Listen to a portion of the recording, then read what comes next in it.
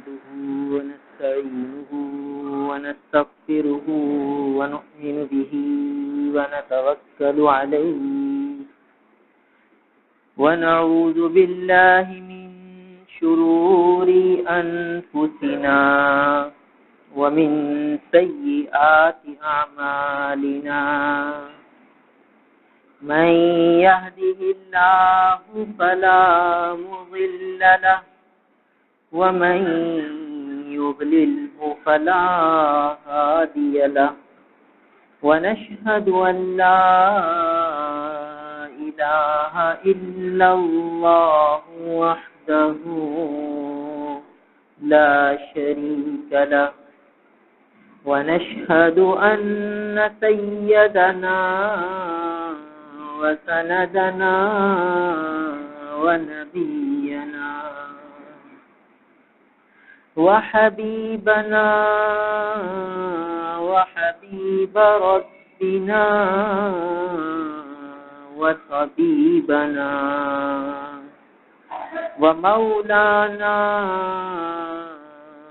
محمدا عبده ورسوله أما بعد عن سعد بن عبادة رضي الله تعالى عنه قلت يا رسول الله إن أمي ماتت فأي الصدقة أفضل قال الماء فحفر بئرا وقال هذه لأم سعد رواه أبو داود والنسائي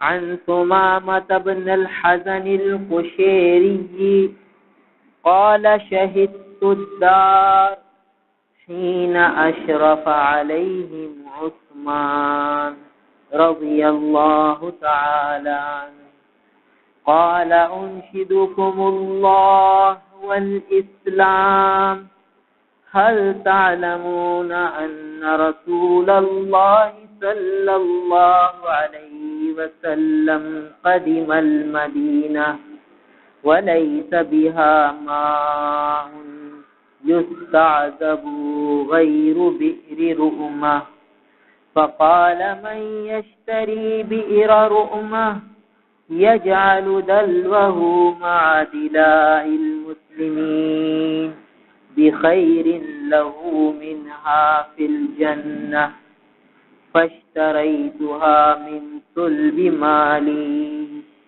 وأنتم اليوم تمنعونني أن أشرب منها حتى أشرب من ماء البحر فقالوا اللهم نعم فقال أنشدكم الله والإسلام هل تعلمون أن المسجد ضاق بأهله فقال رسول الله صلى الله عليه وسلم من يشتري بقعة آل فلان فيزيدها في المسجد بخير له منها في الجنة فاشتريتها من صلب مالي فأنتم اليوم تمنعونني أن أصلي في ركعتين فقالوا اللهم نعم قال أنشدكم الله والإسلام هل تعلمون أني جهزت جيش العسرة من مالي قالوا اللهم نعم قال أنشدكم الله والإسلام هل تعلمون أن رسول الله صلى الله عليه وسلم كان على كبير مكة ومعه أبو بكر وعمر وأنا فتحرك الجبل حتى تساقطت حجارة بالحضيض فركضه برجله فقال اسكن سبير فإنما عليك نبي وصديق وشهيدان قالوا اللهم نعم قال الله أكبر شهدوا ورب الكعبة أني شهيد ثلاثا رواه الترمذي والنسائي او كما قال علیہ الصلاۃ والسلام۔ میرے محترم بزرگوں اور عزیز بھائیوں، احکامات معاملات و معاشرت کا بیان چل رہا ہے اور اس میں وقت کے احکام چل رہے ہیں، اور اسی وقت کے احکام کے ضمن میں اور ذیل میں ایصال ثواب کا مسئلہ بھی آیا تھا، جو کہ اس حدیث ابو داؤد شریف سے ثابت ہوتا ہے۔ ایصال ثواب یعنی ثواب کو پہنچانا۔ ثواب کس کو کہتے ہیں؟ ثواب بدلے کو کہتے ہیں۔ ثواب کے معنی ہے بدلہ۔ انسان کوئی نیکی کرتا ہے، کوئی عمل صالح کرتا ہے، اللہ تعالیٰ اسے اس کا بدلہ عطا فرماتا ہے، اس کا ثواب دیتے، اس کا یہ عمل لکھ لیا جاتا ہے۔ اب یہ شخص اگر چاہے کہ میں نے جو یہ عمل کیا ہے اس پر جو مجھے ثواب ملا ہے، میں وہ ثواب دوسرے کو پہنچا دوں، چاہے زندہ کو چاہے مر جانے والے کو، جو دنیا سے رخصت ہو چکا ہوں اس کو۔ تو شرعاً یہ اپنا عمل صالح، نیکی کا عمل وہ دوسرے کو پہنچا سکتا ہے، چاہے زندہ کو پہنچائے چاہے دنیا سے رخصت ہو جانے والے کو پہنچائے۔ اس کو کہتے ہیں ایصال ثواب، کہ آدمی کوئی بھی نیکی کر لے اور دعا کر لے، یا اللہ میں نے یہ 2 رکعت نفل پڑھے ہیں، اس کا ثواب فلاں ابن فلاں کو پہنچا دیجیے، ہو گیا ایصال ثواب۔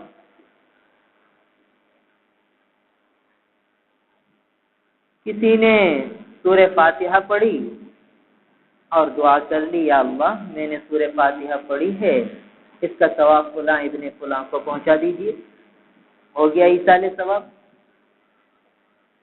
کسی نے درود شریف کی 1 تسبیح پڑھ لی اور دعا کر لی، یا اللہ اس کا ثواب فلاں ابن فلاں کو پہنچا دیجیے، ہو گیا ایصال ثواب۔ کسی نے کوئی کھانا پکایا اور غربا مساکین کو کھلا دیا، مدرسے میں پہنچا دیا اور دعا کر لی، یا اللہ اس کا ثواب فلاں ابن فلاں کو پہنچا دیجیے، ہو گیا ایصال ثواب۔ کسی نے طواف کیا اور دعا کر لی، یا اللہ اس ثواب کا ثواب فلاں ابن فلاں کو پہنچا دیجیے، ہو گیا ایصال ثواب۔ دیکھیے یہ سارا ایصال ثواب کا طریقہ ہے، اتنا آسان ہے، کوئی مشکل نہیں، کوئی پیچیدہ نہیں، اس میں کوئی لمبی چوڑی بات نہیں۔ حدیث مبارکہ میں بھی یہی آیا کہ دیکھیے حضرت سعد ابن عبادہ فرماتے ہیں، یا رسول اللہ صلی اللہ علیہ وسلم ان امی ماتت، کہ میری والدہ وفات پا گئی ہیں، فأی الصدقۃ افضل، کون سا صدقہ میں کروں تاکہ وہ اس کے لیے افضل صورت بن جائے، اس کے لیے بہتر ہو جائے، اس کو زیادہ سے زیادہ اس صدقے کا ثواب مل جائے۔ دیکھیے یہ ہے ایصال ثواب، کہ میں کوئی صدقہ کرنا چاہتا ہوں تو کون سا صدقہ کروں کہ اس کا زیادہ سے زیادہ اجر میری والدہ کو پہنچ جائے۔ تو فرمایا الماء، کہ بھئی پانی کا صدقہ کرو، فحفر بئرا، انہوں نے ایک کنواں کھدوایا کنواں کھدوایا اور کہہ دیا ہاذی لأم سعد کہ یہ کنواں سعد کی ماں کے لیے ہے. یہ ہے ایصال ثواب. کتنا آسان، کتنا سادہ، کتنا یعنی ریا سے دور، دکھلاوے سے دور، نہ کسی کو پتہ نہ کچھ، بندے اور رب کا معاملہ ہے. تو ایصال ثواب بندے اور رب کا معاملہ ہے. کسی کو بھی پتہ نہیں اس نے یہ عمل کس کے لیے کیا اور اس کا ثواب کس کو پہنچایا. شریعت میں تو اتنا سادہ، اتنا آسان. یہ تو تھا مردہ کے لیے، جو دنیا سے رخصت ہو جانے والے کے لیے ایصال ثواب. ابو داؤد شریف میں ایک قصہ لکھا ہے، سنن ابی داؤد، یہ بھی سیاہ ستہ کی کتاب ہے. کہتے ابو ہریرہ رضی اللہ تعالیٰ عنہ کے پاس بصرہ کے کوئی لوگ آئے. کہتے ابو ہریرہ رضی اللہ تعالیٰ عنہ نے فرمایا کہ ارے بھائی تم بصرہ کے فلاں محلے کو جانتے ہو؟ کہا ہاں ہاں جانتے ہیں. فرمایا اس محلے میں ایک مسجد عشاء ہے، وہ جانتے ہو؟ کہا ہاں جانتے ہیں. وہ مسجد کو بھی ہمیں معلوم ہے کہ مسجد عشاء کہاں ہے، کون سی مسجد مسجد عشاء کہلاتی ہے. تو فرمایا کہ تم میں سے کوئی ایسا آدمی ہے جو وہاں جا کے میرے لیے 2 رکعت یا 4 رکعت نفل پڑھ کر یہ کہے کہ اللہ یہ ابو ہریرہ کے لیے، یہ 2 رکعت نفل یا 4 رکعت نفل ابو ہریرہ کے لیے. ہو گیا ایصال ثواب، زندے کے لیے ایصال ثواب ہو گیا. حضرت ابو ہریرہ رضی اللہ تعالیٰ عنہ یہ امیر المومنین فی الحدیث ہیں، صحابہ میں سب سے زیادہ احادیث کو روایت فرمانے والے، حضور صلی اللہ تعالی علیہ وسلم کے ساتھ کثرت سے رہنے والے، جو آقا ارشاد فرماتے اسے یاد فرما لینے والے، اتنے اونچے درجے کے صحابی. وہ یہ فرما رہے ہیں کہ وہاں پہ مسجد عشاء میں میرے لیے 2 رکعت نفل پڑھ لینا اور جو ہے اس کا ثواب مجھے دے دینا، میرے لیے کر لینا. یہ زندہ کے لیے ایصال ثواب کی دلیل. اور یہ حدیث ترمذی شریف اور مسند ابو داؤد اور نسائی شریف کی، یہ مردہ کے لیے ایصال ثواب. اتنا آسان، اتنا سادہ ہے ایصال ثواب. اور آج ہم لوگوں نے کیا کر لیا؟ ایصال ثواب کو کچھ مختلف شکلوں میں مقید کر کے رکھ دیا. مختلف شکلوں میں، مختلف رنگوں میں، مختلف صورتوں میں مقید کر دیا کہ بھئی ان شکلوں میں ایصال ثواب کرو بھئی.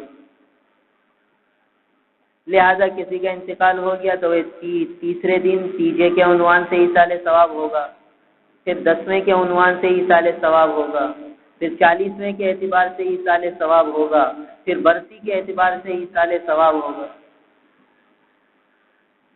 اور ہر سال برسی ہوگی اس میں ایصال ثواب ہوگا. 40 جمعراتوں تک، 40 دن تک ہر جمعرات ایصال ثواب ہوگا. دیکھیے یہ جو مخصوص کر لیا گیا طریقہ، یہ طریقہ منع ہے. یہ جو سادہ طریقہ آقا صلی اللہ علیہ وسلم نے تعلیم فرمایا یہ اصل ہے، اور باقی سارے طریقے بنائے ہوئے اور اس میں کچھ نہ کچھ نفس کی آمیزش ہے.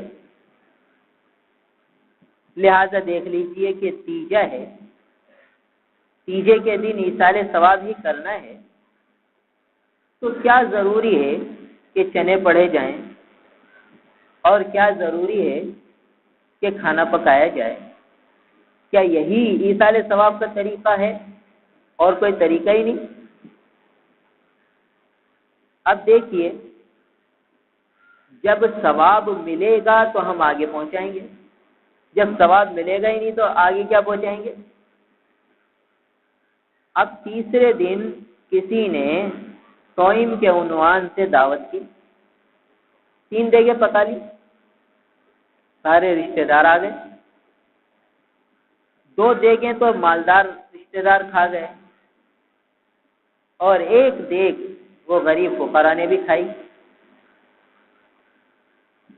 تو جو صدقہ بنا وہ تو 1 دیگ کا بنا، اور اس 1 دیگ کا ثواب وہ میت کو پہنچا. خرچہ اس نے 3 دیگ کا کیا. 2 دیگ تو مالدار کھا گئے, رشتہ دار کھا گئے, اور مالداری اور رشتہ داری میں لحاظ مروت میں ان کو کھلایا گیا. تو اب اس کا کیا ثواب؟ کہتے بھائی رشتہ داروں کو کھلانے کا بھی تو ثواب ہے, یہ بھی تو نیک عمل ہے, رشتہ داروں کو کھلاؤ. تو دیکھیے اکثر گھروں میں رشتہ دار آتے رہتے ہیں, کبھی کسی کے حاشیہ خیال میں نہیں آتا کہ آج میں نے رشتہ دار کو کھلایا ہے تو اس کا ثواب فلاں کو پہنچا دوں. پیران پیر حضرت شیخ عبد القادر جیلانی رحمہ اللہ رحمۃ واسعہ کو آج یہ میرے گھر مہمان آ گئے, ان کو میں نے کھلایا پلایا اکرام کیا, یا بیٹی کی ساس آ گئی یا کوئی اور رشتہ دار آ گئے, ان کو میں نے کھانا کھلایا, یا دوست احباب جمع ہو گئے تھے, میں نے ان کو کھانا کھلایا, اب میں اس کا ثواب فلاں حضرت کو پہنچاتا ہوں, فلاں بزرگ کو پہنچاتا ہوں. حاشیہ خیال میں بھی نہیں آتا, بلکہ ان کی دعوت کو ایک اکرام سمجھا جاتا ہے, ایک جو ہے مہمان نوازی تصور کیا جاتا ہے کہ ماشاءاللہ ہم تو مہمان نوازی کرتے ہیں. کوئی حاشیہ خیال میں ایصال ثواب کا تصور بھی نہیں ہوتا. تو جب ایصال ثواب کا ثواب تو وہاں بھی ملا ہے. حدیث پاک میں آتا ہے کہ جو شخص قیامت پر ایمان رکھتا ہے, اللہ کی ذات پر ایمان رکھتا ہے, اس کو چاہیے کہ اپنے مہمان کا اکرام کرے. اب اپنے مہمان کا اکرام کرے, اس نے اپنے مہمان کا اکرام کیا, ثواب تو پھر بھی ملا. مگر عرف میں عام طور پر اس ثواب کو ایصال نہیں کیا جاتا. اگرچہ کوئی کرنا چاہے تو کر سکتا ہے, مگر کیا نہیں جاتا. اور اگر کوئی یوں کہہ دے اپنے مہمان کو کہ حضرت یہ آپ کھا لیں تاکہ میں ایصال ثواب کروں گا, یہ کھانے کا ثواب, بتائیے وہ کتنا ناراض ہوگا کہ میرے کو فقیر سمجھ رکھا ہے, میں کوئی فقیر ہوں, میرے کو کھلا کے ایصال ثواب کر رہا ہے. کتنی اس کو ناگواری ہوگی کہ حضرت آپ کھانا کھا لیجئے تاکہ میں ایصال ثواب کروں گا. تو وہ یہی سمجھے گا کہ میرے کو تم صدقہ دے رہے ہو, کوئی فقیر سمجھ رکھا ہے. کیونکہ عام یہ ذہنوں میں عرف میں یہ بیٹھا ہوا ہے کہ مہمان کا اکرام کیا جاتا ہے اور اس کو عام طور پر ایصال ثواب نہیں سمجھا جاتا, نہ کیا جاتا ہے. لہذا تیجے کے اندر جو 3 دیگیں پکی تو 2 دیگیں تو مہمان کے اکرام میں چلی گئی, وہ ایصال ثواب بنے ہی نہیں, اور 1 دیگ وہ فقراء مساکین نے کھائی, وہ صدقہ بنا تو اس کا ایصال ثواب ہوا.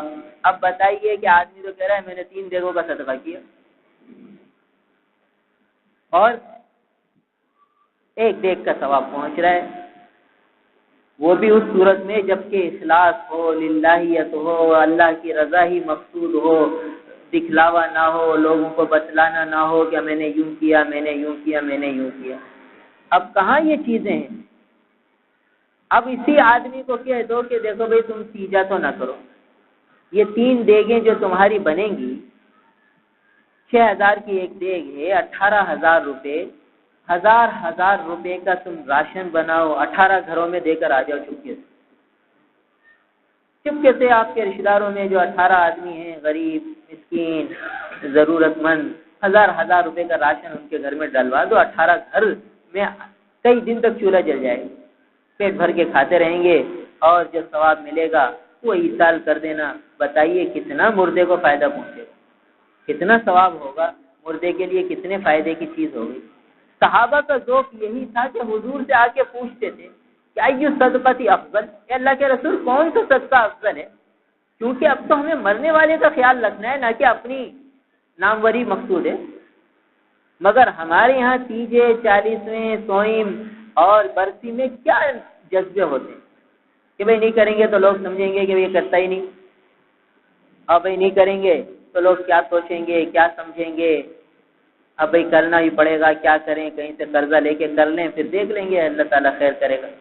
کتنی جگہ ایسا ہوتا ہے. تو اب بتائیے کہ جب ریا مقصود ہو, دکھلانا مقصود ہو, رسم کی پابندی مقصود ہو, تو ثواب کیا ملا؟ وہ 1 دیگ کا بھی ثواب نہ ملا. جب 1 دیگ کا بھی ثواب نہ ملا تو مردے کو کیا ملا؟ جب کرنے والے کو نہ ملا تو ایصال کیا ہوا, پہنچے گا کیا؟ جب پہنچنا ہی کچھ نہ ہوا تو یہ کھانا پینا ہلا گلا ہوا اور مرنے والے کو تو کچھ بھی نہ ہوا. اس کے لیے کیا کیا ہم نے؟ اس لیے ایصال ثواب کرنا چاہیے مگر شریعت کے دائرے میں رہ کر کرنا چاہیے. خواہشات نفسانی اور مزے لینے کے لیے نہیں کرنا چاہیے، ورنہ اس قسم کے جو ایصال ثواب ہو رہے ہیں اس میں تو بڑے چٹخارے ہیں، بڑے مزے کی چیزیں ہیں. یہ چیزیں کھانے پینے کی مل رہی ہیں، ہر ایک کو مل رہی ہیں. تو اب یہ ان چٹخاروں میں سے جانے والے کو کیا ثواب دینا؟ جس کے لیے ہم سب کچھ کر رہے ہیں، اتنا خرچہ اس کے لیے تو کیا اور اس بیچارے کو کچھ بھی فائدہ نہ ہوا، ہمیں مزے آ گئے، کھانے والوں کو مزے آ گئے. آپ دیکھ لیجئے مسجدوں میں سوئم ہوتے ہیں، اب مرنے والے کا بیچارے کا کیا حال ہوگا قبر میں، اور یہاں سے لوگ چنے کھاتے ہوئے نکلتے. یعنی آدمی کس طرح چنے کھائے؟ چنے تو آدمی ایک خوشگواری کے موڈ میں کھاتا ہے. یعنی یہ چنے کھانا طبیعت میں بشاشت لانے کے لیے ہوتا ہے. چلو بھائی تھوڑے 5-10 روپے کے چنے منگا دو یار، طبیعت کر رہی تھی اس لیے منگا لیے. تو تفریح کے لیے کھاتا ہے، تفقع کے لیے کھاتا ہے، مزے لینے کے لیے کھاتا ہے چنے. تو آدمی ہمارے عرف میں تو یہ مزے لینے کے لیے کھائے جاتے ہیں. ایک زمانہ غربت کا تھا کہ لوگ بیچارے چنے کھا کے پانی پی لیتے تھے اور بس پیٹ بھر گیا. اب تو ہم لوگ جو کھاتے ہیں ایک تفریح کے لیے کھاتے ہیں، تفقع کے لیے کھاتے ہیں، ذائقے کے لیے کھاتے ہیں. اب مرنے والا بیچارہ قبر میں کس حالت میں ہے، ہم اس کے عنوان پہ جمع ہوئے اور تفقع کر رہے ہیں، مزے اڑا رہے ہیں اور دیکھ کے کھانے کھا رہے ہیں. تو آدمی اگر سنجیدگی سے سوچے تو یہ سب باتیں نفس کی شرارتیں نظر آتی ہیں. یہ سب نفس کے دھوکے ہیں جو ہمیں، کیونکہ نفس ہمارا دشمن ہے، شیطان ہمارا دشمن ہے، وہ ان کاموں میں تو خوب لگائے گا.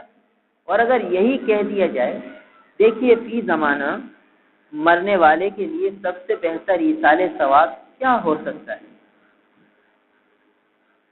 حضور اکرم صلی اللہ تعالی علیہ وسلم نے تو حضرت سعد رضی اللہ تعالی سے فرمایا کہ بھئی کنواں کھدوا دو، پانی جاری کرا دو.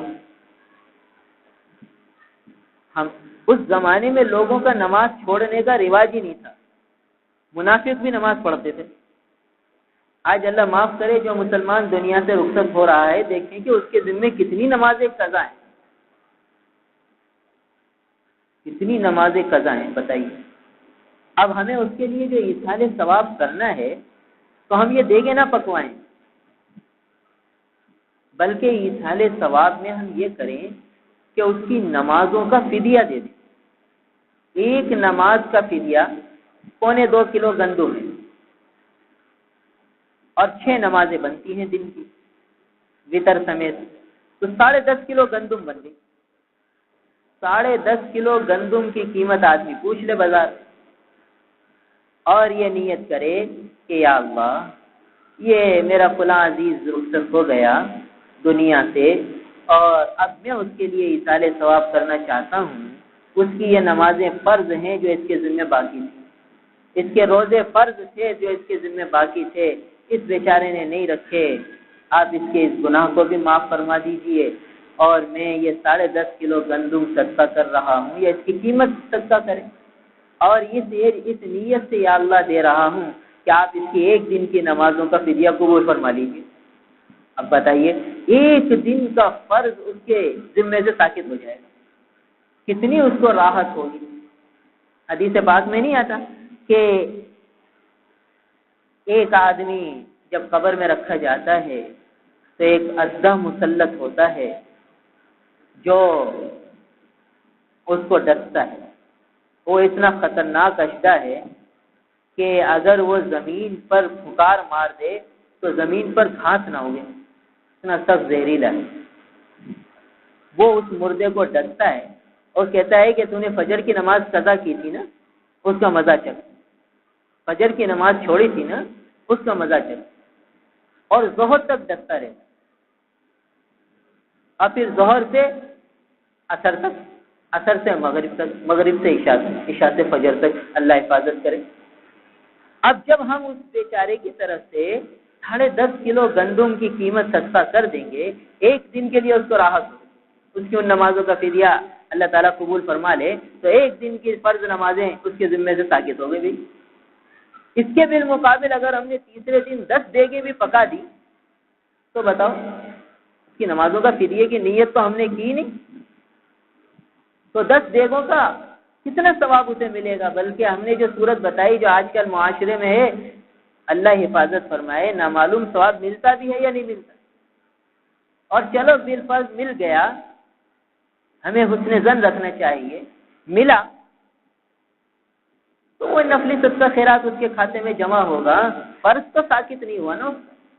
اس کا فرض تو جب ساقط ہوگا جب ہم اس کے فرض کی نیت سے وہ کریں گے کہ اللہ اس بیچارے کی فرض نمازیں کتنی تھیں اس کے ذمے، آپ اس میں ہم یہ ایک دیکھ کے پیسے 4000 6000 بن رہے ہیں، یا اللہ جتنی نمازیں اس کی اس میں بنتی ہیں اس کا فدیہ قبول فرما لیجیے، دیکھیے، اور وہ غربا مساکین میں تقسیم کر دیجیے، وہ رقم دے گے نہ پکائیے، تو بتائیے مرنے والے کو کتنا فائدہ ہوگا؟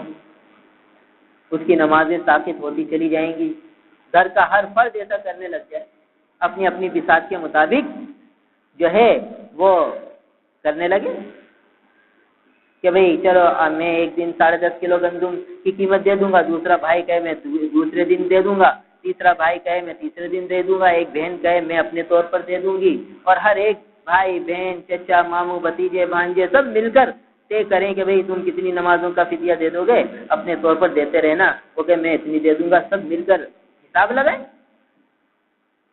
اگر واقعی مرنے والے کا فائدہ مقصود ہے اور اگر چٹخارے مقصود ہیں تو یہ مغز ماری کون پالے گا؟ آدمی یہی کہتا ہے بھائی سب اللہ غفور الرحیم ہے، بھائی ابھی کون ان میں پڑے؟ یعنی یہ سارے کام جس سے مردے کو فائدہ پہنچے گا وہ کرنا ہمیں درد سری لگے گا، مغز ماری لگے گا، مگر چنے خریدنا اور اس کو بھیجنا اور دیگے پکوانا یہ اتنی سردردی ہے، یہ مغز ماری نہیں لگے گی، کیونکہ اس میں تو مزہ ہے، سب کھائیں گے، دوست کھائیں گے، احباب کھائیں گے، رشتے دار کھائیں گے کہ ماشاءاللہ بڑا شاندار اس نے نتیجہ کیا، بڑا شاندار 40واں کیا، بھائی ماشاءاللہ بڑی اچھی بریانی پکائی اس نے۔ یہ جو مغز ماری ہے، یہ جو سردردی ہے، یہ اس میں مزے آ رہے ہیں، اس لیے کہ اس میں نفس کی آمیزش ہے، اور وہاں نفس کو کچھ بھی نہیں ملے گا، سوکھا پھوکا معاملہ ہوگا، نہ دنیا کو پتہ چلے گا نہ کچھ بات پتہ چلے گا، اللہ کا اور بندے کا معاملہ ہوگا، یہاں نفس آنے نہیں دے گا، وہ کہے گا یہ بھی کر لیں گے یہ بھی کر لیں، یہاں نفس یہ دھوکہ دے گا کہ دیگیں بھی پکا لیتے ہیں اور یہ نمازوں کا بھی فدیہ دے دیں گے۔ ارے بھائی نمازوں کا بھی فدیہ دو اور دیگوں کی جتنی رقم بنتی ہے وہ بھی نمازوں کے فدیے میں دے دو تاکہ اس کی نمازیں زیادہ زیادہ ادا ہو جائیں۔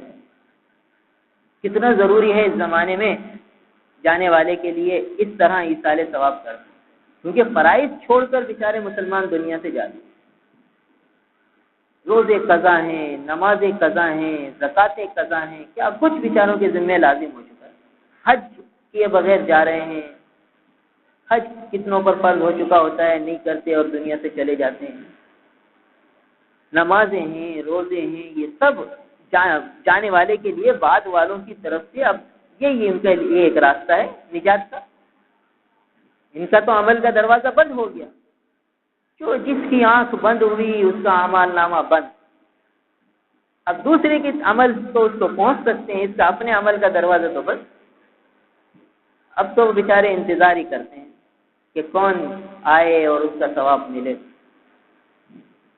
ایک بزرگ فرماتے ہیں کہ میں ایک قبرستان میں گیا تو میں نے اللہ تعالیٰ سے دعا کی کہ یا اللہ ان قبرستان والوں کا حال مجھے دکھلا دیجیے۔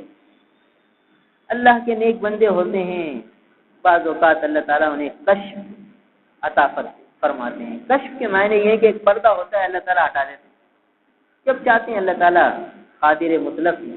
یہ ان بزرگ کا اپنا کمال نہیں ہوتا، تو اللہ تعالیٰ سے ان کا تعلق ہوتا ہے، اللہ کو منا لیتے ہیں، اللہ تعالیٰ ان کے لیے کھول دیتے ہیں پردہ۔ فرمانے لگے میں نے اللہ سے دعا کی کہ یا اللہ ان قبر والوں کا حال مجھ پر ظاہر فرما دیجیے۔ تو فرمایا کہ ایک پر اللہ تعالیٰ نے مجھے کشف عطا فرمایا اور میں نے دیکھا کہ قبریں کھلی ہیں اور لوگ جو ہے انتظار کر رہے ہیں کسی چیز کا، ساری قبر والے انتظار کر رہے ہیں اپنی قبر کے باہر کھڑے ہو کر۔ اب ایک آدمی آتا ہے، ایک قبر والے کو کوئی چیز دیتا ہے، عجیب سی کوئی چیز ہے، وہ لیتا ہے اور قبر میں چلا جاتا ہے، دوسرے کے پاس جاتے ہیں، اس کو دیتے ہیں، وہ قبر میں چلا جاتا ہے اور خوشی کا اظہار ہوتا ہے اس کے چہرے سے۔ اور ایک نوجوان میں نے دیکھا کہ وہ افسردہ سا کھڑا ہے بہت دیر سے انتظار میں، اور میں نے دیکھا کہ سارے قبرستان کے مردے اپنا اپنا حصہ لے کر چلے گئے، قبر میں جا کے سو گئے، وہ نوجوان رنجیدہ سا کھڑا ہے۔ تو پھر بیچارہ جانے لگا، وہ بھی قبر میں افسردہ۔ سب تو اپنا تحفہ ہدیہ لے کر چلے گئے خوشی خوشی، وہ افسردہ سے جانے لگا۔ تو میں دوڑ کر اس کے پاس پہنچا، میں نے کہا بھائی یہ کیا بات ہے، تم کیوں اتنے رنجیدہ سے ہو، اور جو ہے یہ سب جو ہے قبر والے کس چیز کا انتظار کر رہے تھے اور کیا تھا؟ کہا بھائی یہ سب ان کے جو ہے رشتہ دار جو انہیں ایصال ثواب کرتے ہیں ان کے منتظر ہوتے ہیں یہ روز، تو ان سب کے رشتہ دار کچھ نہ کچھ انہیں ہدیہ بھیجتے ہیں، یہ روزانہ انتظار کرتے ہیں، ان کا ہدیہ ملتا ہے، یہ خوشی خوشی لے کر چلے جاتے ہیں۔ میں بھی روز انتظار کرتا ہوں، میرے کو کوئی بھیجتے ہی نہیں۔ میری ایک ماں تھی اور اس نے، میرے باپ کا انتقال ہو گیا تھا، میری ماں تھی، اس نے دوسری شادی کر لی اور اس نے مجھے بالکل بھلا دیا، اور اب مجھے کوئی یاد ہی نہیں کرتا، میرا اور نہ کوئی بھائی نہ بہن کوئی بھی نہیں ہے، مجھے کون یاد کرے گا؟ تو میں آتا ہوں، مجھے اپنا حصہ نہیں ملتا، رنجیدہ ہو کے چلا جاتا ہوں۔ تم جانا، میری ماں فلاں محلے میں رہتی ہے، اس کو کہنا کہ کبھی تو اپنے بیٹے کو یاد کر، وہ اپنے نئے شوہر میں مگن ہے اور اسے میری یاد ہی نہیں۔ وہ بزرگ فرمانے لگے کہ پھر میں وہاں سے آیا باہر قبرستان سے، وہ محلہ تلاش کرتے ہوئے اس عورت کے پاس پہنچا اور اس سے پوچھا کہ بھئی تیرا کوئی بیٹا تھا؟ اسے یاد آیا کہ ہاں میرا ایک لفظ جگر تھا، اور بھئی اب ماں تو ماں ہوتی ہے، جب بیٹے کی یاد آئی تو بے ساختہ رونے لگ گئی اور کہا تو نے مجھے کیسے مجھے بیٹا یاد دلا دیا؟ انہوں نے فرمایا کہ بھئی میں ایسے معاملہ ہوا تو تمہارا بیٹا تمہارا شکوہ کر رہا ہے کہ تم اسے یاد ہی نہیں کرتی۔ انہوں نے کہا ارے بھائی واقعی میرے سے بڑی خطا ہوئی، اور کچھ دراہم کی اندر گئی، دراہم کی تھیلی لا کر اس کو دی کہ بھئی یہ میرے بیٹے کے لیے صدقہ قبول کر لو، کسی بھی ضرورت مند کو دے دینا، اور دوسرا یہ کہ اپنے انشاءاللہ روزانہ اسے کچھ نہ کچھ سارے ثواب کرو۔ وہ بزرگ فرمانے لگے کہ کچھ عرصے بعد پھر میں وہاں قبرستان سے گزرا تو پھر کشف ہوا اور میں کھڑا ہوا تھا، وہ لڑکا دوڑ کر میرے پاس آیا، کہنے لگا چچا جان آپ کی مہربانی، آپ نے بڑا جو ہے مجھ پر احسان فرمایا، اب میری ماں کا ہدیہ مجھے روز پہنچتا، روز ہدیہ پہنچتا۔ تو دیکھو جو ہم چلے جائیں گے تو پھر انتظار ہی کریں گے، تو اسی لیے بہتر یہ ہے کہ کوئی ایسا انتظام کر کے جائیں کہ پیچھے سے ہدیے آتے رہیں۔ تو اب ہمیں ہدیے پہنچانے ہیں ان بیچاروں کو، وہ منتظر رہتے ہیں ان ہدایا کے، یہ ہے ایصال ثواب۔ تو ایصال ثواب آدمی سوچ کے کرے۔ بہت سے عجیب اللہ والے ہوتے ہیں، بڑے عجیب عجیب انداز سے ایصال ثواب کر لیتے ہیں۔ ایک صاحب کہنے لگے کہ بھئی میں کبھی ایک سپارہ پڑھتا ہوں اور ایک سپارہ پورا ہوتا ہے تو دعا کرتا ہوں یا اللہ اس کا ثواب حضرت آدم علیہ السلام کو پہنچا دیجیے، پھر دوسرا سپارہ ختم کرتا ہوں یا اللہ اس کا ثواب حضرت نوح علیہ السلام کو پہنچا دیجیے، ایک ایک سپارہ ختم کرتا ہوں، سارے انبیاء کو جن کے نام مجھے یاد ہوتے ہیں پہنچاتا رہتا ہوں، پھر ایسے ہی صحابہ کے نام لے لے کر پہنچاتا ہوں، امہات المومنین کو ایک ایک کر کے پہنچاتا ہوں، بناتے رسول اللہ صلی اللہ علیہ وسلم کو پہنچاتا ہوں۔ حق ہے ان سب کا، حضور صلی اللہ تعالیٰ علیہ وسلم کی ساری بیٹیاں، حضرت زینب رضی اللہ تعالیٰ عنہ، ان کو روزانہ ایصال ثواب کر دیا کریں، حضرت رقیہ رضی اللہ تعالیٰ عنہ ان کو روزانہ ایصال ثواب کر دیا کریں، حضرت ام کلثوم رضی اللہ تعالیٰ عنہ انہیں روز ایصال ثواب کر دیا کریں، اور خاتون جنت حضرت فاطمہ رضی اللہ تعالیٰ عنہ ان کو روز ایصال ثواب کر دیا کریں۔ چاروں بیٹیاں حضور کی، دیکھیے باپ کو بیٹیوں سے بڑا تعلق ہوتا ہے، بیٹے بھی ہوتے ہیں مگر آدمی خود جن کی بیٹیاں ہیں وہ غور کریں کہ بیٹیوں سے باپ کو کچھ زیادہ ہی انسیت ہوتی ہے، زیادہ ہی لگاؤ ہوتا ہے۔ تو یہ رسول اللہ صلی اللہ علیہ وسلم کی بیٹیاں ہیں، جب ہم انہیں پہنچائیں گے ہدایا، ان کو خوشی ہوگی، ان کی خوشی سے رسول اللہ صلی اللہ علیہ وسلم خوش ہوں گے۔ دیکھیے حضور کی خوشی حاصل کرنے کا یہ ایک راستہ. تو نام لے لے کر ایک بزرگ فرمانے لگے کہ مجھے حضرت رابعہ بصریہ رحمہ اللہ رحمتاً واسعہ سے بڑی عقیدت اور محبت. میں روز ان کے لیے کچھ نہ کچھ ایثار ثواب کرتا تھا. روز انہیں پڑھ کے خاص طور پر انہیں میں ایثار ثواب کرتا تھا. تو ایک دن مجھے خواب میں وہ آئیں اور فرمانے لگیں کہ بھئی تمہارا ہدیہ ہمیں روز پہنچتا ہے اور اللہ تعالیٰ تمہیں اس کی جزا دے، تم ایسا کرتے رہا کرو. دیکھیے تو یہ جو اللہ کے نیک بندوں کے کشف ہیں، یہ ساری چیزیں، یہ دلائل ہیں اس بات کے کہ دیکھو ایصال ثواب حق ہے، مگر ایصال ثواب کا طریقہ ہونا چاہیے، سلیقہ ہونا چاہیے. جتنے اعمال صالحہ ہیں، بدنی اعمال کا بھی ایصال ثواب ہو سکتا ہے اور مالی اعتبار سے بھی ایصال ثواب ہو سکتا ہے. دیکھیے ایک تو یہ حدیث آئی، حضور اکرم صلی اللہ تعالی علیہ وسلم کا بھی امت پر بڑا احسان. آقا نے ایک مینڈا اپنی طرف سے ذبح فرمایا قربانی کے دنوں میں، اور ایک مینڈا پوری امت کی طرف سے قربان فرمایا، اور دعا کی کہ اللہ اس کا ثواب میری امت کے ہر مسلمان کو پہنچا دیجیے. تو حضور صلی اللہ علیہ وسلم نے بھی ہمارے لیے ایصال ثواب کیا ہے. تو روزانہ حضور صلی اللہ تعالی علیہ وسلم کو کچھ نہ کچھ ہدیہ پہنچانا چاہیے. بعض لوگوں کے ذہن میں یہ اشکال ہوتا ہے کہ بھئی حضور صلی اللہ تعالی علیہ وسلم کو ثواب کی کیا ضرورت ہے، انہیں کیا ایصال ثواب کریں. تو بھئی اس کا جواب یہ دیا جاتا ہے کہ دیکھیے ایک آدمی کا بادشاہ سے تعلق ہوتا ہے، کسی امیر آدمی سے تعلق ہوتا ہے، تو وہ امیر آدمی سے ملنے جاتا ہے تو اس کے گھر مٹھائی لے کے جاتا ہے، کیک لے کر جاتا ہے. تو بھائی کیا وہ فقیر ہے؟ آپ کے کیک کا محتاج ہے، آپ کی مٹھائی کا محتاج ہے، مگر آپ کیوں لے کے جاتے ہیں؟ اپنا تعلق کا اظہار کرنے کے لیے کہ بھئی ہمیں آپ سے تعلق ہے، آپ سے ہمیں عقیدت ہے، اس لیے ہم آپ کے لیے یہ چیز لائے. تو یہ ہے کہ حضور صلی اللہ تعالی علیہ وسلم سے تعلق کا اظہار ہے، عقیدت اور محبت کا اظہار ہے کہ ہم آقا کو یہ چیز ہدیہ دیں. تو معلوم ہوا کہ اس سے ہمارا بھلا ہے، ہمارا فائدہ ہے کہ ہمیں حضور سے تعلق ہوگا، انسیت ہوگی کہ ہاں بھئی یہ حضور کو ہدیہ پہنچانے والے لوگوں میں سے. تو روزانہ حضور صلی اللہ تعالی علیہ وسلم کو ایصال ثواب کیا جائے، روزانہ صحابہ کرام رضوان اللہ تعالی علیہ مجمعین کو ایصال ثواب کیا جائے. اب طریقہ کیا ہے؟ کبھی تو اجتماعی شکل میں سب کے لیے کر لیا جائے، کبھی الگ الگ کیا جائے. الگ الگ کی اپنی ایک تاثیر ہے. جیسے بتایا گیا تھا رابعہ بصریہ رحمہ اللہ کا خواب میں آ کر بتلانا کہ ہم تم سے بڑے خوش ہیں اور تمہارے ہدیہ ہمیں پہنچ رہے.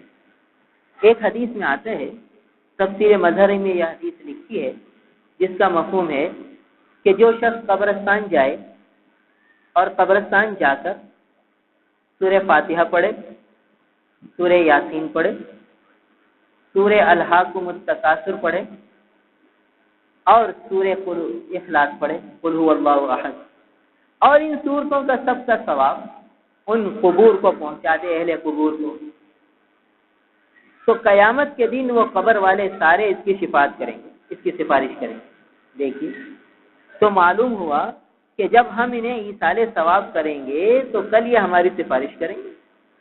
تو اگر حضور صلی اللہ تعالی علیہ وسلم کی شفاعت لینی ہے اور اسی طریقے سے اولیاء کاملین کی شفاعت لینی ہے اور صحابہ کرام کی شفاعت لینی ہے تو بھائی ایصال ثواب کریں. کھاتے کھلے ہوئے ہیں، بہت وقت ہے ہمارے پاس، اپنے لیے بھی ذخیرہ جمع کیا جا سکتا ہے اور ان حضرات سے بھی تعلق کا اظہار کیا جا سکتا ہے، بہت کچھ کر سکتے ہیں، وقت ہے. اس طرح بے ترتیبی سے رسوم رواج کی پابندی کے ساتھ ایصال ثواب نہ کیا جائے، اس سے بہت کم ہے کہ ثواب ملے. کہ لوگ ربیع الاول آئے گا تو حضور کو یاد کریں گے، ربیع ثانی آئے گا تو حضرت شیخ عبد القادر جیلانی رحمہ اللہ رحمتاً واسعہ کو یاد کریں گے. مخصوص ایام میں مخصوص اولیاء کاملین کو یاد کر لیا جاتا ہے. حالانکہ سید الشہداء حضرت حمزہ رضی اللہ تعالیٰ عنہ اور ازواج مطہرات اور اسی طریقے سے خلفائے راشدین اور عشرہ مبشرہ سب صحابہ اونچے درجے کے لوگوں میں تھے. تو ہر ایک کے لیے الگ الگ کر کے دیکھیں کتنا تعلق بنتا ہے. اور ایک یہ بات بھی ہے، ایک بزرگ سے کسی نے پوچھا کہ حضرت میرا دل دنیا کی طرف بہت لگتا ہے، اہل دنیا اہل مال کو دیکھتا ہوں تو بڑا اس کی طرف دل لگتا ہے، اور جو ہے اللہ تعالیٰ نے نیک بنایا ہے، دیندار بنایا ہے، مگر یہ ہے کہ اہل دنیا کی طرف نگاہ بہت ہوتی ہے اور احساس کمتری ہونے لگتا ہے. تو انہوں نے علاج میں یہ فرمایا کہ بھئی تم یہ کرو کہ روزانہ کچھ پڑھ کر انبیاء کرام کو ایثار ثواب کیا کرو. تو کیا ہوگا، ایک تعلق بن جائے گا تمہارا. بھئی کسی کو ہم ہدیہ دیں گے اور روز دیتے رہیں گے تو پھر انسیت ہوگی کہ نہیں، تعلق ہوگا کہ نہیں. اور انبیاء کرام اپنی قبروں میں حیات ہیں، تو جب ہم ان کو خوب ہدیے پہنچاتے رہیں گے، روز نوافل پڑھ کے، روز قرآن پڑھ کے، روز سورتیں پڑھ کے انہیں ایصال ثواب کر دیا جائے، تو اب کیا ہوگا کہ ان سے انسیت ہو جائے گی، ان سے تعلق ہو جائے گا، ان کو بھی ہم سے تعلق ہوگا. اور پھر کیا ہوگا کہ جتنے انبیاء کرام ہیں وہ دنیا سے بے غرض ہوتے ہیں، تو پھر دنیا سے توجہ ہٹنے لگے گی، آخرت کی طرف توجہ مائل ہونے لگے گی. کہ انبیاء کرام ہمیشہ آخرت کو دیکھ کر چلنے والے تھے. تو یہ بھی ایک طریقہ ہے. تو بہرحال ایصال ثواب اہل سنت والجماعت کے نزدیک جائز ہے، کرنا چاہیے اور بہت برکت والا عمل ہے، مگر یہ ان رسوم اور رواج سے ہٹ کر کرنا چاہیے. لہذا جو آدمی دنیا سے چلا گیا، اب دیکھیے ایک بزرگ فرمانے لگے کہ میں نے ایک حدیث سنی جس میں یہ تھا کہ جو شخص 70,000 کلمے پڑھ کر کسی میت کو ایصال ثواب کرے گا تو اللہ تعالیٰ اس میت سے عذاب قبر کو ہٹا دیں گے. میں نے یہ حدیث سنی. ایک جگہ میں گیا تو میں نے دیکھا کہ ایک نوجوان لڑکا ہے اور وہ رو رہا ہے، اور لوگ کہنے لگے کہ یہ لڑکا بڑا صاحب کشف ہے اور جو ہے اس کو بڑے کشف ہوتے ہیں. وہ بڑا رو رہا تھا. تو کسی نے پوچھا، میں نے پوچھا، وہ بزرگ فرمانے لگے، میں نے پوچھا کہ یہ آج کیوں رو رہا ہے؟ کہا کہ یہ کہہ رہا ہے کہ میری ماں کو قبر میں عذاب ہو رہا ہے، اس لیے رو رہا ہے. تو بزرگ فرمانے لگے کہ میں نے سوچا کہ چلو وہ حدیث مبارکہ بھی سنی ہے، اس کا بھی تجربہ ہو جائے گا اور اس بچے کا، نوجوان کا بھی پتہ چل جائے گا واقعی یہ کشف اس کا صحیح ہے یا غلط ہے. تو فرمانے لگے کہ میں نے 70,000 پڑھ رکھے تھے کل میں، اور میں نے اسی وقت دل میں نیت کی، یا اللہ اس کا ثواب جو میں نے 70,000 کلمے پڑھے ہیں اس بچے کی ماں کو پہنچا دیجیے. تھوڑی دیر گزری کہ بچہ خوش ہونے لگا، وہ بڑا مطمئن ہو گیا اور رونا بند ہو گیا. لوگوں نے پوچھا بھئی کیا ہوا؟ کہنے لگا اللہ تعالیٰ نے میری ماں سے عذاب کو دور کر دیا. وہ بزرگ فرمانے لگے کہ بھئی دونوں باتوں کا تجربہ صحیح ہو، پتہ چلا بچے کا کشف بھی صحیح ہے اور یہ بھی پتہ چلا کہ یہ 70,000 کلمے والی حدیث بھی یہ صحیح ہے اس کا مضمون.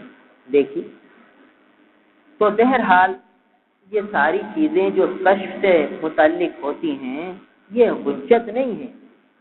دلیل تو ہمارے لیے حجت تو قرآن اور حدیث، باقی یہ چیزیں تائید کے لیے ہوتی ہیں، انسیت کے لیے ہوتی ہیں. یہ کوئی دلائل شرعیہ نہیں ہے، بس اسے تائید کے لیے پیش کیا جاتا ہے، ورنہ اصل دلائل تو قرآن اور حدیث، اور ایصال ثواب کا قرآن اور حدیث سے ثبوت یہ مل گیا. تو یہ اللہ تعالیٰ کا احسان ہے کہ اللہ تعالیٰ نے ہمیں ایسے بزرگوں سے جوڑا ہے. اب بعض لوگ کشف و کرامات کا ہی انکار کر دیتے ہیں، ایصال ثواب کا ہی انکار کر دیتے ہیں. یہ بھی غلو ہے، راہ اعتدال سے ہٹنا ہے، اور جو ہے بہت زیادہ جرت کا اظہار کرنا ہے کہ بھئی بہت سی قرآن اور حدیث کا انکار کر دیتے ہیں وہ کہ ایصال ثواب کوئی ثابت نہیں، بس اپنا عمل ہے اور بس صدقہ جاریہ ہے. 3 چیزیں ہیں صدقہ جاریہ میں، اور کسی چیز کا ایصال ثواب نہیں ہو سکتا. یہ جو تم قرآن پڑھتے ہو، قرآن خوانیاں کرتے ہو، اس کا ایصال ثواب نہیں ہوتا. تو یہ ان کی جو ہے غفلت ہے اور ان کا غلو۔ دیکھیے یہ حدیث آئی جو تفسیر مظہری میں موجود ہے کہ یہ قرآن پڑھو، سورہ الحاقۃ والتکاثر اور یہ ساری ان کو ایصال ثواب کرو تو اس کا ثواب پہنچے گا۔ اور ام سعد کے لیے اللہ کے رسول صلی اللہ علیہ وسلم نے فرمایا کہ ام سعد کے لیے کنواں کھود دو تو ایصال ثواب ہوا۔ حضور صلی اللہ تعالیٰ علیہ وسلم نے مینڈے ذبح فرمائے، ایک مینڈا امت کے لیے فرما دیا، یہ ایصال ثواب کا ثبوت ہے۔ تو یہ سارے ثبوت جب احادیث مبارکہ سے موجود ہیں تو پھر اس کا انکار کرنا یہ مناسب ہے۔ اور بعض لوگ وہ کشف و کرامات ہی کے پیچھے اتنے پڑ جاتے ہیں کہ بس عمل سے ہی دور ہو جاتے ہیں کہ بھئی فلاں بزرگ بشوا لیں گے، فلاں بزرگ سے ہمیں عقیدت ہے، بس ہم نے ان کو ایصال ثواب کر دیا، بس وہ ہمارے لیے ذریعہ نجات ہو جائیں گے، یوں ہو جائیں گے، اور عمل سے دور ہو گئے۔ تو یہ بھی حد اعتدال سے نکلنا ہے۔ شریعت اعتدال کو چاہتی کہ بھئی عمل بھی کرنا ہے، جتنا ذخیرہ ہم اپنے لیے جمع کریں اسے جمع کر لیں، اور یہ ہے کہ جو بیچارے دنیا سے جا چکے ہیں ان کے لیے بھی روزانہ ایصال ثواب کریں۔ اب ایک اور بات یہ بحث چھڑتی ہے علماء کے درمیان جو کتابوں میں موجود ہے کہ بھئی ایک آدمی نے عمل کیا، اس کا ثواب دوسرے کو پہنچا دیا، تو اب اس کے کھاتے میں، اس کے اکاؤنٹ میں یہ ثواب رہا یا نہیں رہا؟ عقل تو یہ کہتی ہے کہ بھئی ہمارے پاس 10 روپے ہیں، ہم نے 10 روپے دوسرے کو دے دیے تو ہمارے اکاؤنٹ سے 10 روپے ختم ہو گئے، وہ 10 روپے دوسرے کے کھاتے میں چلے گئے۔ اور اگر وہ 10 روپے ہم نے 10 آدمیوں کو دیے تو ہر ایک کو 1-1 روپیہ ملے گا، ہر ایک کو 10-10 روپے تو ملنے سے رہے، تو 10 روپے 1-1 روپے کی شکل میں 10 آدمی کو چلے گئے اور ہمارے اکاؤنٹ سے نکل گئے، اور 10 آدمیوں کے اکاؤنٹ میں 1-1 روپیہ جمع ہو گیا۔ یعنی یہ ہماری عقل ہے اور ہمارے ظاہری دنیا کا دستور ہے، مگر آخرت کے پیمانے اور ہیں۔ علماء نے لکھا ہے کہ جب ہم ایصال ثواب کرتے ہیں تو وہ عمل ہمارا تو ہمارے کھاتے میں ہی رہتا ہے، اور اس عمل کا ثواب ایک آدمی کو بخشتے ہیں تو پورا کا پورا ایک کو مل جاتا ہے، اور 10 آدمیوں کو بخشتے ہیں اور پہنچاتے ہیں تو وہ 10 کو پورا پورا ملتا ہے۔ یہ نہیں کہ جز جز ہو کر ملے گا، پورا پورا ملے گا۔ دلیل کیا دیتے ہیں؟ دلیل بھی بڑی شاندار دیتے ہیں، کہتے ہیں کہ دیکھیے ایک آدمی عالم ہے، اس نے 10 مسئلے سیکھے، وہ آتے ہیں 10 مسئلے، اب اس کے بعد 10 مسئلوں کا علم ہے۔ دیکھیے اس نے وہ علم 10 مسئلے ایک آدمی کو سکھا دیے، تو بتائیے اس کا وہ علم دوسرے کے پاس چلا گیا تو اس کے پاس علم ہے یا اس کا علم ختم ہو گیا؟ اس کے پاس اس کا علم تو موجود ہے، اور وہ جو 10 مسئلے ہیں وہ پورے کے پورے ایک آدمی کو چلے گئے، اور اس نے وہ 10 مسئلے 10 آدمیوں کو سکھائے، تو 10 کے 10 نے 10-10 ہی سیکھے۔ یہ نہیں کہ وہ 10 مسئلے میں سے ہر ایک کے پاس 1-1 مسئلہ چلا گیا، ایسا تو نہیں ہے نا۔ تو فرماتے ہیں دیکھیے علم آدمی کی ایک چیز ہے، اس کی اپنا ایک عمل ہے علم، تو ایسے ہی اس نے جو عمل کیا وہ عمل اس کے پاس ایک عرض بن کے رہ گیا، علم بھی ایک عرض ہے۔ جو روپیہ پیسہ ہے وہ تو عین ہے، بھئی روپیہ ہمیں نظر آتا ہے، نماز میں نے پڑھ لی، اب وہ نظر تو آتی نہیں، اس کو کہتے ہیں عرض، اور روپیہ اس کو کہتے ہیں عین، یہ نظر آتا ہے۔ تو میں نے روپیہ 10 روپیہ آپ کو دے دیے تو میرے اکاؤنٹ میں سے نکل گئے، آپ کے اکاؤنٹ میں آ گئے، وہ عین ہے۔ اور عمل میں نے قرآن پڑھا، میں نے روزہ رکھا، میں نے نفل پڑھے، یہ عمل ایک عرض ہے۔ اب وہ میں نے دوسرے کو دیا تو میرے پاس محفوظ رہا، جیسے علم میرے پاس آ گیا تو میرے 10 مسئلوں کا علم ہے، اور وہ میں نے 10 آدمیوں کو سکھا دیے، تو 10 آدمیوں نے 10-10 ہی مسئلے سیکھے، اور وہ 10 مسئلے میرے پاس محفوظ بھی رہے۔ یہ نہیں کہ وہ 10 میں نے ان کو دے دیے تو میرے پاس ختم ہو گئے، میرے پاس تو محفوظ ہے۔ تو ایسے ہی ایصال ثواب کا علماء فرماتے ہیں کہ اگر ہم نے کوئی عمل کیا اور دوسرے کو ایصال کیا تو دوسرے کو بھی پہنچے گا اور ہمارے اکاؤنٹ میں بھی رہے گا۔ جیسے علم ہمارے پاس محفوظ ہے، ایسے وہ عمل ہمارے پاس محفوظ ہے، اور 100 آدمیوں کو کیا تو 100 کو برابر پہنچے گا، پورا پورا پہنچے گا، یہ نہیں کہ جز جز ہو کر پہنچے گا۔ لہذا ایصال ثواب میں یہ ہے کہ کبھی تو اجتماعی طور پر حضرت آدم علیہ السلام سے لے کر قیامت تک آنے والے انسانوں کے لیے کر لیا جائے، اور کبھی انفرادی طور پر الگ الگ کرنے کی عجیب تاثیر ہے۔ آدمی کر کے دیکھے، کرتا رہے، اس کے انوار برکات خود محسوس کرے گا۔ یہ جو تصوف کا سلسلہ ہوتا ہے جس میں آدمی بیعت ہوتا ہے، پھر اسے یہ کہا جاتا ہے کہ بھئی ذکر شروع کرنے سے پہلے کچھ ایصال ثواب بزرگان سلسلہ کو کر لو۔ تو اگر آدمی یکسوئی سے دل کی توجہ سے ایصال ثواب کرے گا تو خود اس کو مشاہدہ ہوگا، خود اسے محسوس ہوگا، اس کی طبیعت میں ایک تبدیلی آنے لگے۔ لہذا آپ نے دیکھا ہوگا کہ بعض لوگ کسی اللہ والے سے جڑ جاتے ہیں تو پہلے شرابی، کبابی، جواری، پتہ نہیں کیا کچھ تھے، اور جب کسی اللہ والے سے بیعت ہو گئے تو دیکھیے زندگی میں کیسا انقلاب آ جاتا ہے۔ وہ کیا ہے؟ وہ کیوں روز ایصال ثواب کرتے ہیں اور ایصال ثواب کی وہ تاثیر ان کو ملتی ہے۔ یہ ہے وہ فیض اللہ والوں کا، یہ ہے فیض اللہ والوں کا کہ آدمی عمل پر آ جائے، اس کی زندگی آخرت کی طرف مائل ہونے لگے۔ یہ نہیں کہ بونڈ کھل گیا تو ہم کہیں گے اللہ فلاں مرشد کی نظر ہے، اور یہ نہیں کہ دنیا کی ترقیاں ہو رہی ہیں، ایک دکان کی جگہ 2 دکانیں ہو گئی، کیوں ہو رہی؟ ہم تو بھائی پابندی سے 11ویں شریف کرتے ہیں نا، تو اس کا یہ برکت ہے کہ دیکھو 2 دکانیں ہو گئیں، 4 دکانیں ہو گئیں، اور یہ بنگلہ ہو گیا، یہ گاڑی ہو گئی، بھائی یہ سب فلاں کا فیض ہے۔ یہ فیض تھوڑی ہے، فیض تو یہ ہے کہ آدمی بس اب آخرت کی تیاری میں لگ جائے۔ اس کو کہتے ہیں اولیاء کاملین کا فیض، کہ اب دنیا سے اس کی طبیعت الجھنے لگے، آخرت کی طرف میلان ہونے لگے، سنت پر عمل کرنے میں اسے مزہ آنے لگے، سنت کی طرف اس کا میلان ہونے لگے، شریعت پر عمل کا اسے جذبہ ہونے لگے۔ ہر معاملے میں وہ یہ دیکھے کہ بھئی شریعت کا حکم کیا ہے، شریعت پر چلنے کی کوشش کرے۔ جب یہ دل کے اندر داعیہ پیدا ہونے لگتا ہے تو سمجھو کہ اسے اللہ والوں کا فیض ہے۔ جو تبلیغ میں جڑتے ہیں دیکھیے تو یہ کیا ہے، ماحول اللہ والوں کا ہے، تو اس کے 3 دن لگا لیتا ہے، تو پہلے کیا کچھ تھا اور پھر کیسا سدھار آ جاتا ہے، اجتماع میں چلا جاتا ہے، اللہ والوں کا مجمع ہے، نیک لوگوں کی صحبت ہے، دیکھیے اس کی تاثیر کیا ہوئی کہ زندگی میں انقلاب آیا۔ تو بہرحال بات چلی ایصال ثواب کی، تو بھئی جو آدمی دنیا سے رخصت ہو جاتا ہے اب اس کے لیے یہ زندوں کی جو دعائیں ہیں اور زندوں کے جو اعمال ہیں اس کے لیے بہت بڑا انعام ہے، بہت بڑا جو ہے وہ ہدیہ ہے۔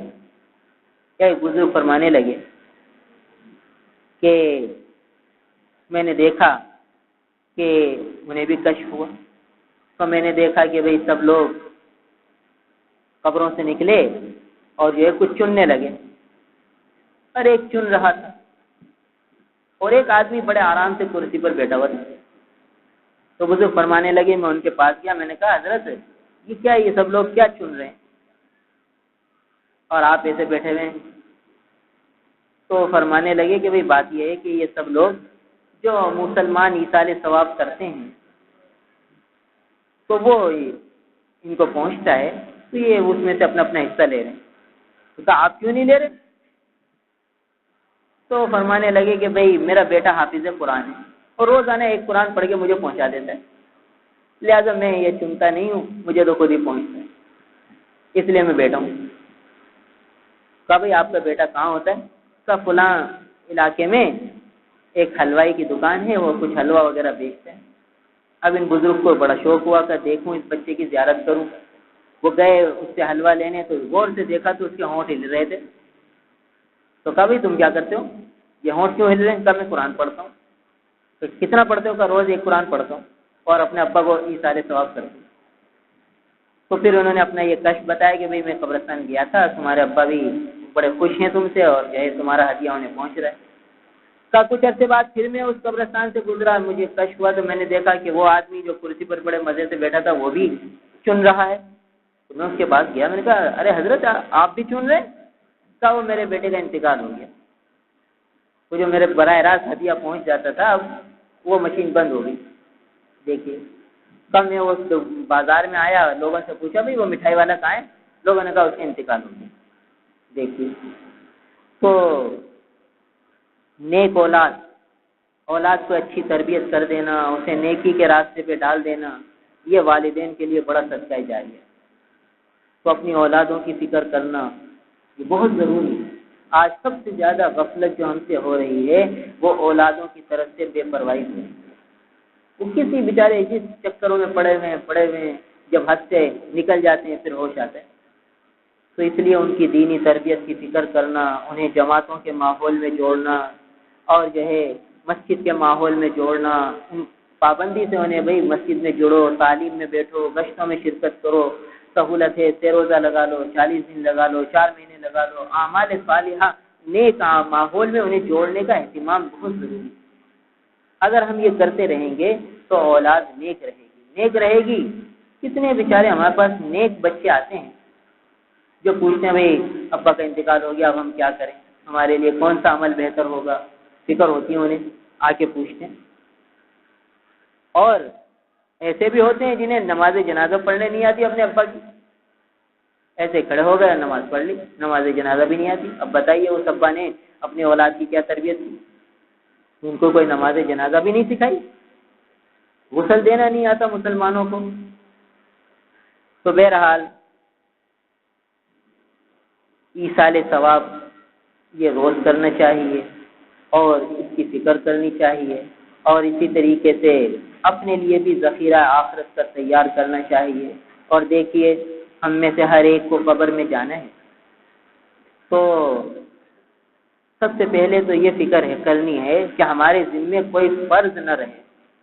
نماز قضا ہیں تو جلد سے جلد ان قضا کی فکر کریں، روزے قضا ہیں جلد سے جلد ان کی ادائیگی کی فکر کریں، زکاتیں ادا نہیں کی جلد سے جلد ان کی ادائیگی کی فکر کریں، کسی کا کوئی حق دبایا ہوا ہے جلد سے جلد ان کی ادائیگی کی فکر کریں، نہ معلوم کب دنیا سے چلے جائیں پھر یہ کھاتا بند ہو جائے۔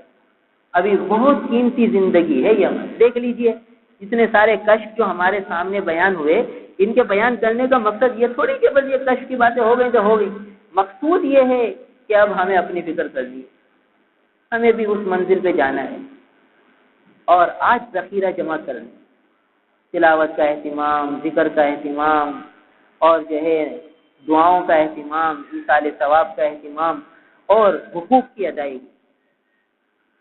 کسی کی حق تلفی نہ ہو، بیوی کی حق تلفی نہ ہو، بچوں کی حق تلفی نہ ہو، رشتہ داروں کے حق تلفی نہ ہو، پڑوسیوں کی حق تلفی نہ ہو۔ بہت چوکنا رہ کے چلنا ہے۔ یہ نفس اور شیطان بہت خطرناک ہے، ایسے طریقے سے آدمی کو ہلاکت میں ڈال دیتا ہے کہ پتہ بھی نہیں چلتا، اور شیطان کا وار ہو چکا ہوتا ہے اور نفس کا وار ہو چکا ہوتا ہے، اور یہ سمجھتا ہے میں تو دین پہ چل رہا ہوں، اور وہ بالکل چت ہو چکا ہے نفس اور شیطان کے وار سے، اور نفسانیت پہ چل رہا ہے، دین کی شکل میں چل رہا ہے، دین کے رنگ میں چل رہا ہے۔ یہ ساری چیزیں جو ہے نا، تیجے 40ویں برسیاں اور قرآن خوانیاں، یہ سب کیا ہے؟ نمونے، یہ خواہشات کی اتباع ہے۔ آدمی سمجھتا ہے دینی پر تو عمل کریں، قرآن ہی تو پڑھ رہے ہیں۔ اب یہ قرآن خوانیاں جو کرائی جا رہی ہیں آج کل، تو یہ کیا ہے؟ بھئی مجھے جتنا قرآن پڑھنا ہے میں اپنے گھر پہ بیٹھ کے ایصال ثواب کر دوں۔ اب میت کے لیے خصوصی طور پر لوگوں کو جمع کرنا، اور ہر ایک اپنا اپنا کاروبار چھوڑ کے آ رہا ہے کہ بھئی کیا کروں، نہیں جاؤں گا تو فلاں کہے گا دیکھو آئے نہیں۔ اب جو اس جذبے سے آئے گا قرآن خوانی میں، اسے کیا ثواب ملے؟ قرآن خوانی تو یہ تھی کہ ہر ایک تھوڑا تھوڑا جتنا پڑھنا چاہتا ہے خوش دلی سے پڑھ کے ایصال ثواب کر دے۔ آج اللہ معاف کرے، قرآن پڑھنے کا رواج ہی مسلمانوں میں ختم ہو گیا۔ ہم میں سے ہر ایک اپنا اپنا جائزہ لے لے کہ ہم میں سے کتنے ہیں جو روزانہ پابندی سے قرآن پاک کی تلاوت کرتے ہیں، اور کتنوں کے گھروں میں پابندی سے تلاوت کا اہتمام ہے، کتنی مستورات تلاوت کرتی ہیں، کتنے بچے روزانہ تلاوت کرتے ہیں قرآن پاک ہاتھ میں لے کے۔ بس کبھی یہ کہیں قرآن خوانیاں ہو گئی تو اس میں قرآن ہاتھ میں لے لیا تو لے لیا، ورنہ تو مہینوں بیت جاتے ہیں۔ مسلمان ہیں اور بعد نمازی بھی ہیں، اور برسوں مہینوں بیت جاتے ہیں قرآن پاک ہاتھ میں لینے کی توفیق بھی نہیں ہوتی کہ بھئی مشغولی ہے، کیا کریں، اخبارات پڑھ لیں گے، دکان پر آئیں گے روزانہ اخبار پڑھیں گے۔ ارے بھئی وہ وقت اگر تلاوت میں لگا دیتے، کہتے قرآن کیسے پڑھے؟ دکاندار آتے رہتے ہیں، بھئی پھر اخبار کیسے پڑھ لیں؟ اخبار پڑھنے میں بھی تو دکانداری خراب ہو رہی ہے۔ تو کہتے ہیں ایسے وقت پڑھتے ہیں جب دکانداری نہیں ہوتی، جب دکانداری نہیں ہوتی جب اس وقت قرآن پڑھ لیں۔ اخبار ضروری تھا یا قرآن ضروری تھا؟ مگر وجہ یہ ہے کہ طبیعت وہاں چلتی نہیں، اور اخبارات میں تو خبریں ہیں اور معلومات ہے تو بڑا مزہ آتا ہے، مزے کے لیے چٹخاروں کے لیے خبریں پڑھ لیتے ہیں، ورنہ تو قرآن پاک سے پڑھ کر آخرت کا نفع دینے والی چیز کون سی ہو سکتی؟ ایک ایک حرف پہ کیا کیا نیکیاں ملیں گی۔ تو آج جتنا ذخیرہ جمع ہو سکتا ہے ہم کر سکتے ہیں، اور جتنا لوگوں کو پہنچا سکتے ہیں، پہنچانا چاہیں پہنچا سکتے ہیں، اور ان کی پھر شفاعت ہمیں مل سکتی ہے۔ ایک بزرگ فرمانے لگے کہ میں روز اپنی والدہ کی قبر پہ جاتا تھا اور روز وہاں بیٹھ کے بہت دیر تک قرآن پڑھتا تھا، اور جو ہے سارے قبرستان والوں کو بھی سارے ثواب کرتا تھا۔ تو ایک دن جو ہے میری ماں مجھے خواب میں آئی اور کہنے لگی کہ یہ تو عمل کرتا ہے نا، اسے چھوڑیو نہیں، کیونکہ جب تو آتا ہے تو مجھے بھی بڑی خوشی ہوتی ہے، اور سارے قبرستان والے آ کر مجھے اطلاع دینے آتے ہیں کہ تیرا بیٹا آ رہا ہے قرآن پڑھنے کے لیے، اور تو چونکہ انہیں بھی پہنچاتا ہے اس لیے وہ بھی بڑے خوش ہوتے ہیں کہ بھئی تیرے بیٹے ہمیں بھی پہنچاتا ہے ہدیہ، تو لہٰذا یہ عمل نہیں چھوڑیے، ہمیشہ کرتا رہیے۔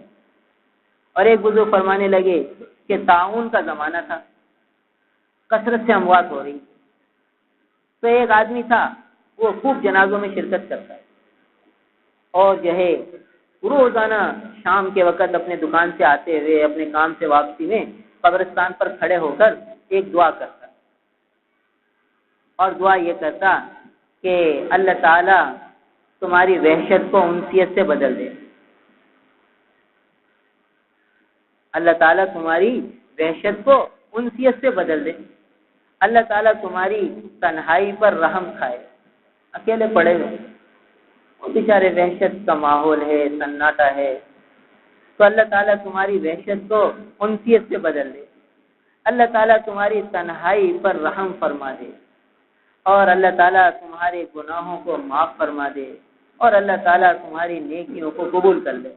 یہ 4 جملے کہتا تھا، اور یہ 4 جملے کہہ کے پھر اپنے گھر چلا جاتا، روزانہ قبرستان راستے میں آتا تھا تو یہ 4 جملے ضرور کہتا، اللہ تعالیٰ تمہاری وحشت کو انسیت سے بدل دے، اللہ تعالیٰ تمہاری تنہائی پر رحم فرمائے، اللہ تعالیٰ تمہاری سیئات کو درگزر کر دے، معاف فرما دے، اور اللہ تعالیٰ تمہاری نیکیوں کو قبول فرما دے۔ ایک دن کچھ مشغولی ہو گئی اور یہ دعا کے بغیر وہ بیچارہ گھر آ گیا اور سو گیا۔ رات کو بہت سے دیکھا اس نے خواب کے بہت سے لوگ اس کے گھر کے دروازے پر آ گئے، یہ پریشان ہو گیا، کہنے لگا تم سب کیوں آئے ہو؟ اور کہنے لگے کہ بھئی آپ روز ہمیں دعا دیتے ہو، ہم روز اس کا انتظار کرتے ہیں، اور تم نے ہمیں عادی بنا دیا، آج تم آئے نہیں تو آج ہم اپنا حصہ لینے آئے، ہمیں دعا دو۔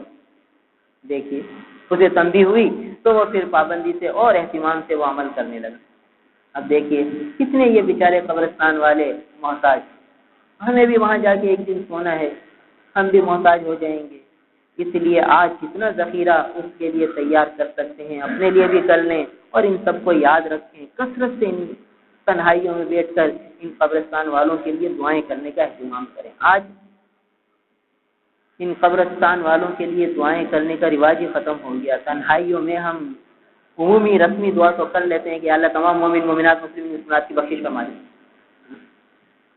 تنہائیوں میں بیٹھ کے ایک ایک جگہ کا نام لے کر یا اللہ فلاں علاقے کے لوگ بیچارے قبرستان میں کس طرح ہوں گے، کیسی تنہائی میں ہوں گے، آپ ان پر رحم فرما دیجیے۔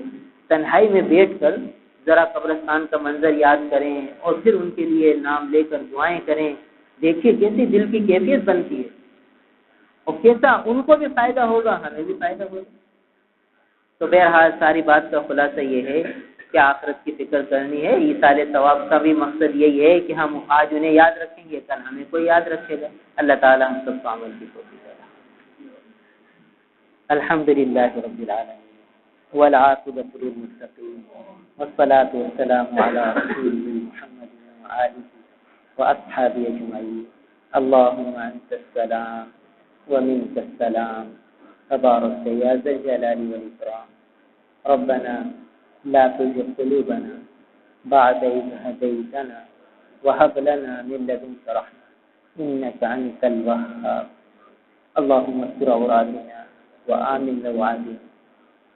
یا اللہ ہم سب یہاں جمع ہیں، ہمارا مقصود آپ کی رضا ہے، یا اللہ آپ اپنی رضا کامل ہمیں نصیب فرما دیجیے، ہمارے تمام گناہوں کو معاف فرما دیجیے، تمام صغیرہ کبیرہ چھوٹے بڑے جان کر کیے انجانے میں ہوئے، ہمارے علم میں ہیں یا ہمارے علم میں نہیں ہیں اور سب آپ کے علم میں ہیں، ان سب کو معاف فرما دیجیے، اپنے فضل و کرم سے درگزر کا معاملہ فرما دیجیے، کسی گناہ کے وبال ہم پر مسلط نہ فرمائیے، یا اللہ کسی بھی گناہ کا وبال ہم پر مسلط نہ فرمائیے، دنیا میں بھی اس وبال سے بچائیے اور آخرت میں بھی اس کی پکڑ سے بچائیے، یا اللہ کسی گناہ کی پکڑ ہم پر مسلط نہ فرمائیے، ہمارے حال ذات پر رحم فرما دیجیے، ہماری کوتاہیوں کو معاف فرما دیجیے، ستاری کا معاملہ فرما دیجیے، آپ نے ہمارے گناہوں کو چھپا رکھا ہے، یا اللہ قیامت میں بھی اسی طرح ستاری فرما دیجیے،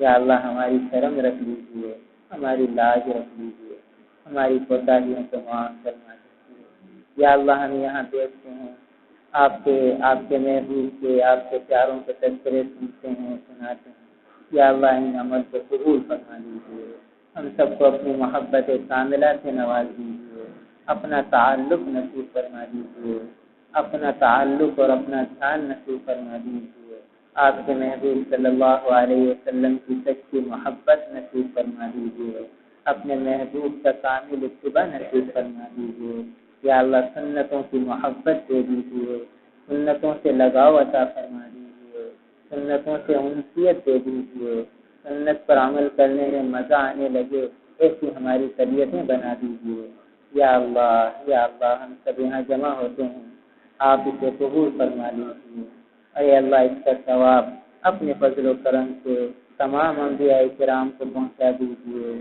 تمام اولیاء شاملین کو پہنچا دیجیے، تمام صحابہ کرام کو پہنچا دیجیے، تمام مومن مومنات مسلمین مسلمات کو پہنچا دیجیے، دنیا کے جس خطے میں جو اپنے قبروں میں آرام فرما رہے ہیں یا اللہ ان سب کو پہنچا دیجیے، اور جن جن کی قبروں میں عذاب قبر ہو رہا یا اللہ ان کو بھی اس کا ثواب پہنچا کر ان کے عذاب میں تخفیف فرما دیجیے، یا اللہ تخفیف فرما دیجیے، آپ ان سب کو معاف فرما دیجیے، جہاں جہاں مسلمان اپنی قبروں میں لیٹے ہوئے ہیں اپنی قبروں میں پہنچ چکے ہیں، یا اللہ ان کی وحشت کو انسیت میں بدل دیجیے، یا اللہ ان کی وحشت کو انسیت میں بدل دیجیے، یا اللہ ان کی تنہائی پر رحم فرما دیجیے، یا اللہ ان کی تنہائی پر رحم فرما دیجیے، بیچارے اکیلے ہیں تنہا ہیں، یا اللہ ان کی انسیت کا سامان پیدا فرما دیجیے،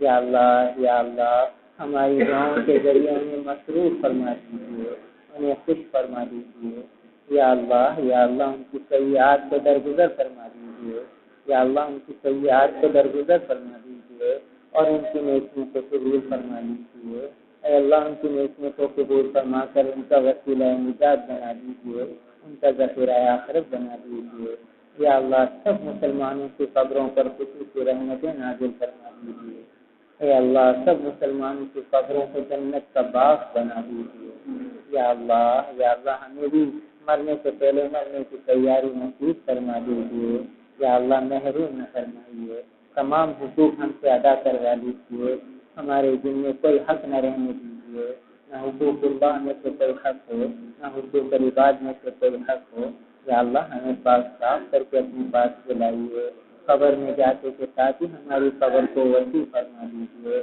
ہماری وحشت سے دور ہونے کا انتظام فرما دیجیے، ہماری انسیت کا سامان پیدا فرما دیجیے، یا اللہ قبر کے دھیان قبر کا استحضار قبر کی تیاری نصیب فرما دیجیے، آج ہم اپنی قبروں کو بھولے ہوئے ہیں اس لیے بہت سے گناہ ہو جاتے ہیں، یا اللہ ہمیں قبر کی یاد نصیب فرمائیے، آپ کے محبوب فرماتے ہیں کہ لذتوں کو مٹانے والی یعنی موت کی یاد کو کثرت سے کرو، یا اللہ ہمیں اس کی توفیق عطا فرما دیجیے، اللہم انا نسألک العفو والعافیہ فی الدین والدنیا والآخرہ، یا اللہ ہمارے ملک میں ہمارے شہروں میں امن قائم فرما دیجیے، اے اللہ بدامنی کو دور فرما دیجیے، یا اللہ اتنے لوگ بیچارے جو ہے فائرنگ سے ہلاک ہو رہے ہیں، یا اللہ آپ سب کی جان مال عزت آبرو کی پوری حفاظت فرمائیے، یا اللہ پوری حفاظت فرما لیجیے، ظالموں کے حوالے نہ کیجیے، ہمارے گناہوں کا وبال ہم پر مسلط نہ فرمائیے، معاف فرما دیجیے، درگزر فرما دیجیے، یا اللہ سب کی حفاظت فرمائیے، یا اللہ امن قائم فرما دیجیے، چین سکون والی زندگی عطا فرما دیجیے، ہر قسم کے خوف سے ہماری حفاظت فرمائیے، بد امنی سے حفاظت فرمائیے، ہر قسم کی ناگہانی سے حفاظت فرمائیے، یا اللہ ہر قسم کی ناگہانی سے حفاظت فرمائیے، ہر قسم کی بیماریوں سے، پریشانیوں سے، الجھنوں سے حفاظت فرمائیے۔ اللهم إنا نسألك العافية ونسألك دوام العافية ونسألك تمام العافية ونسألك الشكر على العافية. اللهم متعنا بأسماعنا وأبصارنا وقوتنا أبدا ما أبقيتنا واجعله الوارث منا واجعل ثأرنا على من ظلمنا. اللهم لا تجعل الدنيا أكبر همنا ولا مبلغ علمنا ولا غاية رغبتنا ولا تسلط علينا بذنوبنا من لا يرحمنا. اللهم هذا الدعاء وعليك الإجابة وهذا الشهد وعليك السلطان. ربنا تقبل منا إنك أنت السميع العليم وتب علينا إنك أنت التواب الرحيم. اللهم صل على سيدنا مولانا محمد وآله وأصحابه أجمعين. آمين آمين آمين.